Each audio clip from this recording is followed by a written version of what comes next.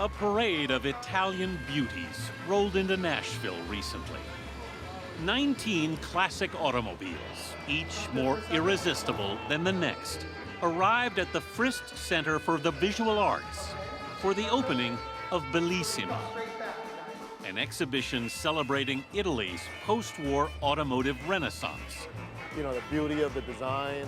Dr. Thomas Mao kept a close eye as his Lancia Stratos was unloaded and sat behind the steering wheel as the one-of-a-kind wedge car was pulled into the gallery.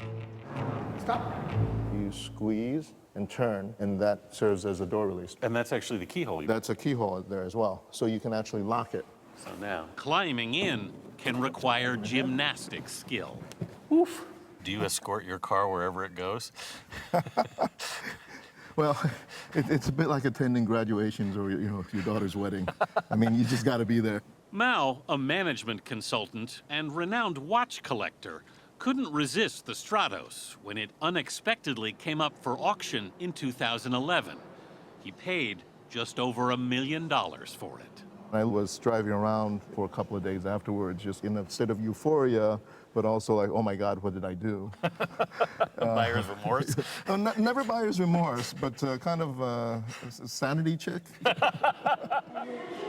The chrome and the curves on these Italian classics inspire that kind of crazy passion. These cars still look modern. They look like they haven't been built yet. I mean, they look like they'll be built in the next decade. They're pretty incredible. The familiar names are at the Frist, of course: Ferrari, Lamborghini, Maserati. But the ultimate example, says Chief Curator Mark Scala, is a trio of cars commissioned by Alfa Romeo in the 50s, called the Berlinetta Aerodinamica Tecnica. The Bat cars were designed by Franco Scaglione, and Scaglione had been in aviation, but he'd also been a fashion designer. These are kind of like Milanese gowns on wheels. I mean, they're really, really meant to be beautiful. Some of the cars created in Italy were aimed at America, like the creamsicle-colored Lincoln Indianapolis. This is a Lincoln, but it's an Italian design. Yes. It was done this way because Carrozzeria Boano wanted to get the lucrative business of the American market. Legendary car guy Ken Gross, who curated the exhibition, says the Italian coach builders Boano designed this body on a Lincoln chassis in 1955. Lincoln was working on its own two-seater personal coupe, the Continental, so when this was finished, there was really no market for it. The 37th International Automobile Salon at Turin. The Chrysler Ghia Gilda, also introduced in 1955, in Turin, would have a more lasting impact. Fantasy? No, it's the car of the future by Fiat.